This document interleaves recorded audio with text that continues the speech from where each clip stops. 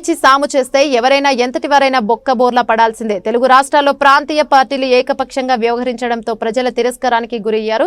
తెలంగాణ ఉద్యమం నుంచి అవ్వెత్తున లేచిన ఆ తర్వాత రాజకీయ పార్టీగా అవతరించిన బీఆర్ఎస్ పార్టీ 9.5 ఏళ్ల పాటు ఏకచక్రాధిపత్యంగా కొత్త రాష్ట్రాన్ని పరిపాలించింది.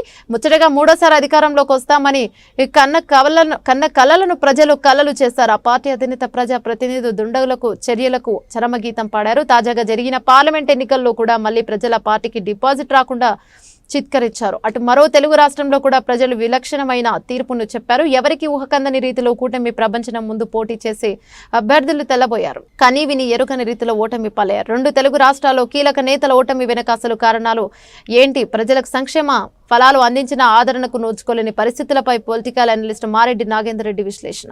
దేశంలోనే పెను సంచలనంగా మారింది ఆంధ్రప్రదేశ్ ఎన్నికల ఫలితాలు. వాస్తవంగా ఎన్నికల ఫలితాలు ఇంత ఏకపక్షంగా వస్తాయని చెప్పి ఈవెందో ఆంధ్రప్రదేశ్లో పోటీ చేసిన కూటమి నాయకులు కూడా తెలిసి ఉండకపోవచ్చు. వాస్తవంగా 130-140 సీట్లు వస్తాయి, 80% వైసీపీని ఓడిస్తామనే ఒక కాన్ఫిడెన్స్ మాత్రం వాళ్ళలో నెలకొంది. కానీ నిన్న చూసిన ఫలితాలు చూస్తే ఏకపక్షంగా ఒక రకంగా సునామీ అనే చెప్పవచ్చు. 175 సీట్లకు 165 సీట్లు కూటమి సాధించి తిరుగులేని ఆధిక్యతను కనపరిచింది. కేవలం 10 సీట్లకే పరిమితమైంది. ఏదైతే 2014లో ప్రతిపక్ష హోదాలో ఉన్న వైసీపీ 2019 ఎన్నికల్లో 151 స్థానాలు గెలిచి తిరుగులేని మెజార్టీతో ఆ రోజు అధికారం చేపట్టింది. కానీ 5 ఏళ్ల కాలంలోనే కొంత అసంతృప్తి, కొన్ని అంశాలు వైసీపీని వెంటాడని చెప్పవచ్చు. వాస్తవంగా ఎవరైనా ప్రజాక్షేత్రంలో ఉన్నప్పుడు ఏ రాజకీయ పార్టీ అయినా ప్రజలతో మమేకం అవ్వాల్సిన బాధ్యత సంబంధిత పార్టీ నేతలకు ఉందన్నది వాస్తవం. కానీ కొంతమంది నాయకులు గత కొంతకాలంగా మనం చూసిన గత దశాబ్ద కాలం నుంచి కూడా కేవలం ప్రజలకు ఏం కావాలో మేము ఇచ్చేస్తున్నాం, వాళ్ళే ఓట్లు వేసేస్తారు, తర్వాత మళ్ళీ మేమే అధికారంలోకి వస్తాం, మేమేం చెప్పినా నడుస్తుంది అనే ఒక నియంతృత్వ వైఖరి అనేది స్పష్టంగా కనపడుతుంది. ఆ విషయంలో తెలంగాణ రాష్ట్రంలో ఆనాటి తెలంగాణ ఉద్యమ నేత మాజీ ముఖ్యమంత్రి కల్వకుంట్ల చంద్రశేఖరరావు కూడా 2014లో గెలిచారు 63 సీట్లతోటి. ఆ తర్వాత 2018లో జరిగిన ముందస్తు ఎన్నికల్లో కూడా 88 సీట్లతోటి 2014 కన్నా ఎక్కువ సీట్లు సాధించగలిగారు. కానీ ఈ 9.5 ఏళ్ల కాలంలో ప్రజలతోటి మమేకం కాకపోవటం, కేవలం ఏదైతే సెక్రటరియట్ కూడా రాకుండా ఏకపక్షంగా తాము ఏబీ చెప్తే అది ప్రజలు వింటారు అనే ఒక సంకుచిత ధోరణి వ్యవహరించడంతో 2023 ఎన్నికల్లో బీఆర్ఎస్ పార్టీని ప్రజలు తిరస్కరించారు. అంటే వాస్తవం కొంతమంది ఎమ్మెల్యేల పనితీరు బాగోలేదు, కొంతమంది ఎమ్మెల్యేలు మారుస్తే కనుక బీఆర్ఎస్ పార్టీ మూడోసారి అధికారంలోకి వస్తుందని చెప్పి కొన్ని సంస్థలు ప్రత్యేకించి దాని మీద డిబేట్ పెట్టినా, ఇతరత్ర అంశాలు ఏదైతే వెలుగులోకి తీసుకొచ్చినా మొండిగా బీఆర్ఎస్ పార్టీ అధినేత కల్వకుంట్ల చంద్రశేఖరరావు నేను ఎవరిని పెట్టినా గెలుస్తారు, ప్రజలు గెలిపిస్తారు, నా ప్రభుత్వ పనితీరు అలా ఉంది, నా పనితీరు అలా ఉందంటూ రకరకాల ఈక్వేషన్లతోటి అభ్యర్థులను కూడా మార్చకుండా మళ్ళీ మూడోసారి బరిలోకి వచ్చారు, బొక్కబొర్ల పడ్డారు. మూడోసారి అధికారంలోకి రాకుండా ప్రతిపక్ష హోదాకి పరిమితం చేశారు 39 సీట్లతోటి. ఆ తర్వాత జరిగిన ఎన్నికల్లో ఏదైతే ఆంధ్రప్రదేశ్లో జరిగిన ఎన్నికలు కూడా అటు ఇటుగా కల్వకుంట్ల చంద్రశేఖరరావు వ్యవహార శైలికి దగ్గరగానే వైఎస్ జగన్మోహన్ రెడ్డి వ్యవహార శైలి కూడా స్పష్టంగా కనపడుతుంది. ఎందుకంటే సంక్షేమ పథకాలు, అభివృద్ధి అనేది 2 కళ్ళు, అది ఏ ప్రభుత్వానికైనా అవసరం. కానీ నేను సంక్షేమ పథకాలు ఇస్తాను, నేను ఎవరితో మాట్లాడను, ఎవరి అంశాలు కూడా నాకు అవసరం లేదు, ప్రతి అంశం కూడా నా దృష్టికి వస్తుంది, నేను దాన్ని రెక్టిఫై చేసుకోగలుగుతా, ఆ సత్తా ఆ స్థాయి నాకుందంటూ మొండిగా వ్యవహరించారనేది కూడా ఒక ప్రచారంలోకి వచ్చింది. ఎందుకంటే ఏదైతే తాడేపల్లిలో ఆయన నివాస గృహం ఉందో, లేకపోతే వివిధ ప్రభుత్వ శాఖల అధికారులు ఉన్నారో, కొంతమంది సలహాదారులు ఉన్నారు, వీళ్ళందరూ కూడా కేవలం అలంకారప్రాయంగా ఉన్నారనే ఒక చర్చ కూడా ప్రస్తుతం ఓటమి తర్వాత జరుగుతున్న చర్చ.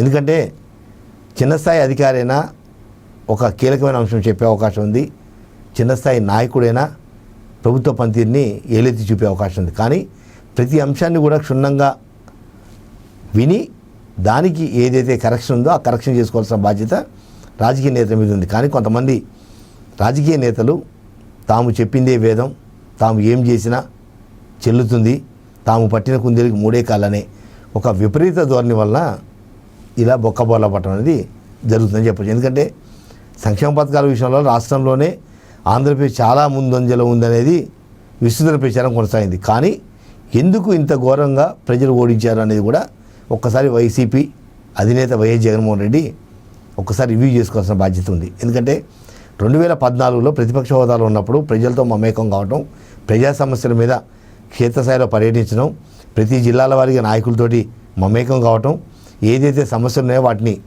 ఏ రకమైన సాల్వ్ చేయాలని చెప్పి ప్రభుత్వం మీద పోరాటం చేశారు. ఇది 2014 నుంచి 19 వరకు. కానీ 19లో అధికారం చేపట్టిన తర్వాత వైఎస్ జగన్మోహన్ రెడ్డి తాను ఏమి చెప్పినా తనకు తెలుసులే అనే ఒక వితండవాదం, కొంత దుందుడుకు వ్యవహారాలే ప్రస్తుతం ఆయన ఓటమి ప్రధాన కారణంగా తెలుస్తుంది. ఎప్పుడైనా సరే ఏ స్థాయి నేతలైనా సరే క్షేత్రస్థాయిలో ప్రజలతో మమేకం అవడంతో పాటు ప్రజా సమస్యలను తెలుసుకుంటూనే వాళ్ళల్లో ఒకటిగా ముందుకు వెళ్తేనే సుదీర్ఘమైన రాజకీయ నేతలుగా కొనసాగే అవకాశం ఉంది.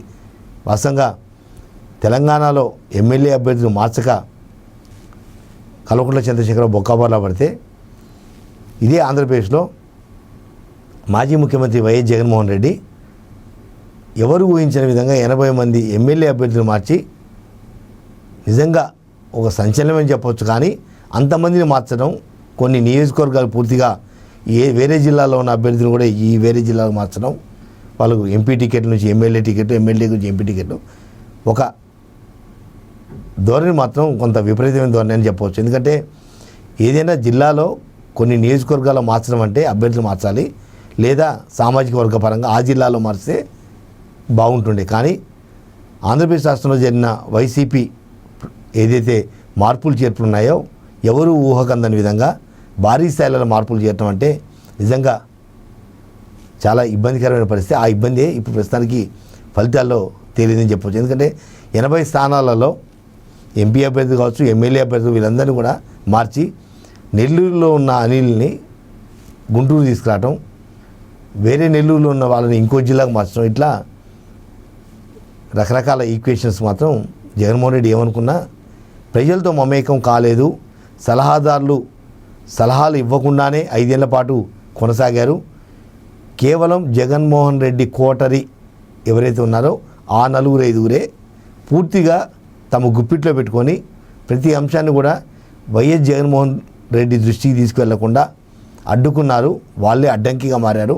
అందువల్లనే అడ్డంగా ఓడిపోయారనే చర్చ కూడా ప్రస్తుతం పొలిటికల్ సర్కిల్లో కొనసాగుతుంది. వాస్తవంగా మంత్రి అయినా, ఎమ్మెల్యే అయినా, ఎంపీ అయినా, ముఖ్యమంత్రి అయినా, ప్రధానమంత్రి అయినా క్షేత్రస్థాయిలో అంశాలని ఎవరో ఒకళ్ళ ద్వారా, కొంత నమ్మకమైన వ్యక్తుల ద్వారా తెచ్చుకోవాలి తప్ప తాను నమ్మిన వ్యక్తులే ఈ రకంగా జగన్మోహన్ రెడ్డి ఎదుగుదలకు అడ్డంకిగా మారుతుందని చెప్పి ఆయన కూడా ఊహించుండకపోవచ్చు. ఏదన్నా ఒక రకంగా ఒక గుణపాఠం అని చెప్పవచ్చు. ఎప్పుడు కూడా రాజకీయ నేతలు అధికారం రాకముందు ఒక లెక్క, అధికారం వచ్చిన తర్వాత మరో లెక్క అని ఏదైతే ఉందో అది బీఆర్ఎస్ పార్టీ అధినేత కేసీఆర్ విషయంలో స్పష్టమైంది.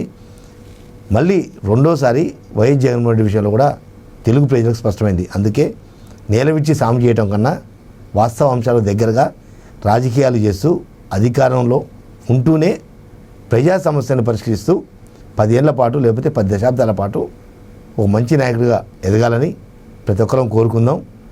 ఈ రకమైన నిరంకుశత్వం లేదా విపరీత ధోరణులతోటో లేదా డిక్టేటర్షిప్ అనే అంశాలు, ఆ పదాలు గత ఎప్పుడో చరిత్రలో విన్నాము, చూసాం తప్ప ఏదైతే గత 10 సంవత్సరాల నుంచి కూడా నాయకుల వ్యవహారశైలి వల్ల మళ్ళీ చూస్తున్నాం. కానీ పెరిగిన సాంకేతిక పరిజ్ఞానం నేపథ్యంలో ఇటువంటి అంశాలు రాజకీయ నాయకుల దగ్గర రాకపోతేనే వాళ్ళు మరో 4 కాలాల పాటు ప్రజలు సేవ చేసే అవకాశం ఉంది తప్ప ఏదైతే తల బిరుసు తలకెక్కి తామే ఏది చెప్పినా చెల్లుతుంది డిక్టేటర్షిప్గా వ్యవహరిస్తే ప్రజలకు ఒకే ఒక అవకాశం, అది ఓటు.